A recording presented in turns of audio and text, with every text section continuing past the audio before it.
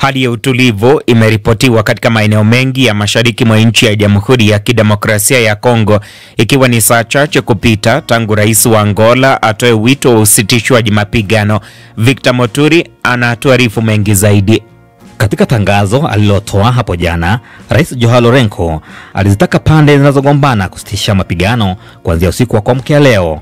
Katika kile ikulu yake imesema kuelekea kwanza kwa mazungumzo ya usitishaji mapigano. Wito wake aliotoa siku chache kupita tangu Luanda itangaza kuwa kuanzia tarehe 18 ya mwezi huu serikali ya Kinshasa na waasi wa M23 wanaosaidiwa na Rwanda watakuwa na mazungumzo ya ana kwa ana kutafuta suluhu ya mzozo unaoendelea. Mazungumzo kati ya waasi wa M23 wanaokalia mji wa Goma na Bukavu yametangazwa licha ya kuwa serikali ya Kinshasa haijadhibitisha moja kwa moja kushiriki. Ingawa tangazo la mazungumzo haya lilitolewa kufuatia ziara ya Rais Felix Tshisekedi mjini Luanda, DRC imekuwa ikisisitiza kuwa haiko tayari kwa mazungumzo na waasi hao iliyowaita magaidi wanaosaidiwa na Rwanda kutatiza usalama mashariki mwa nchi hiyo. Mazungumzo haya ikiwa yatafanyika yanakuja majuma kadhaa kupita tangu viongozi wa kidini nchini humo pamoja na jumuiya za kikanda kuishinikiza serikali ya Kinshasa kukubali mazungumzo ili kumaliza mzozo unaoendelea.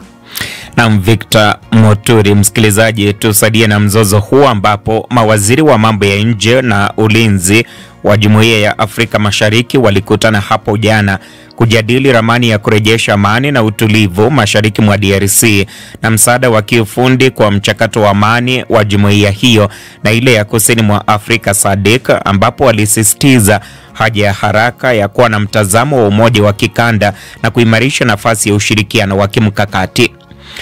Viongozi wa upinzani nchini DRC Moise Katumbi, Martin Fayulu na waziri mkuu wa zamani Matata Mponyo wamekaribisha mazungumzo ya moja kwa moja kati ya Kinshasa na waasi wa M23 ambao wanaungwa mkono na Rwanda, ambao yanatarajiwa kuanza Jumanne wiki hii chini ya wenyekiti wa rais wa Angola Joao Lourenco, na kuyataja kuwa ni hatua madhubuti ya kusonga mbele.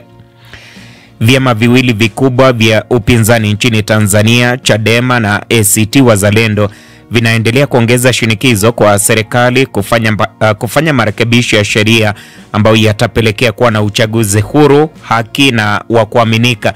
Mwezi uliopita, chama kikuu cha upinzani nchini humo Chadema kilizindua kampeni ya kuchangisha fedha kwa ajili ya kufanya mikutano kuwataka wananchi kukiunga mkono, kudai mabadiliko na pia kuzuia uchaguzi ikiwa sheria za sasa hazitabadilishwa. Lakini je, vyama hivi vitafanikiwa?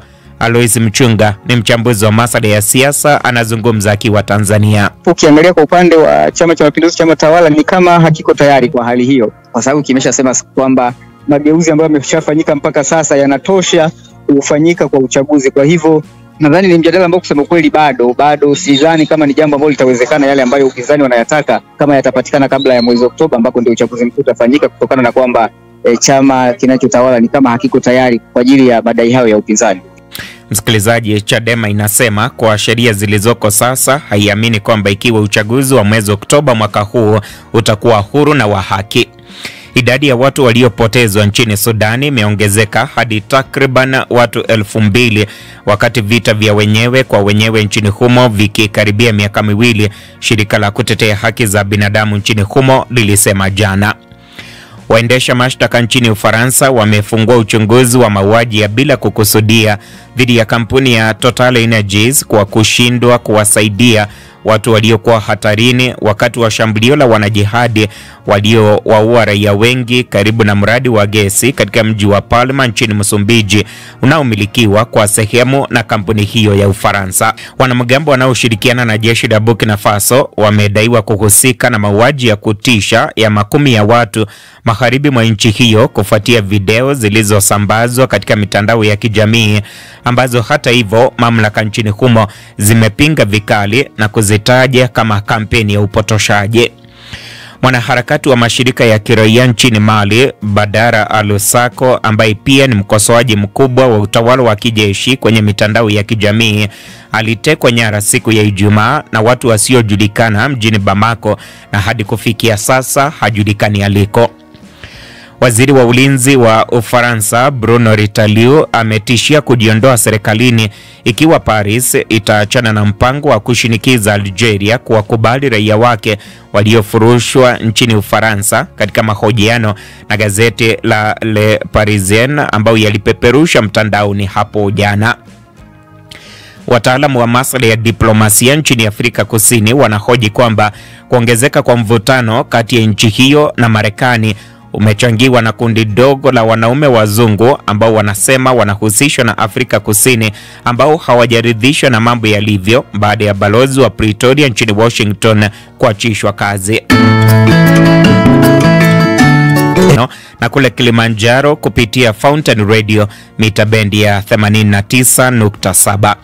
Urusi na Marekani zimejadiliana kuhusu hatua zinazofuata za jinsi ya kumaliza vita nchini Ukraine, imesema taarifa ya Kremlin, tangazo linalotolewa saa chache baada ya washirika wa Kiev nchi za Ulaya kuitaka Moscow kukubali mpango wa siku 30 wa kusitisha mapigano bila masharti. Taarifa zaidi na Jason Sagini.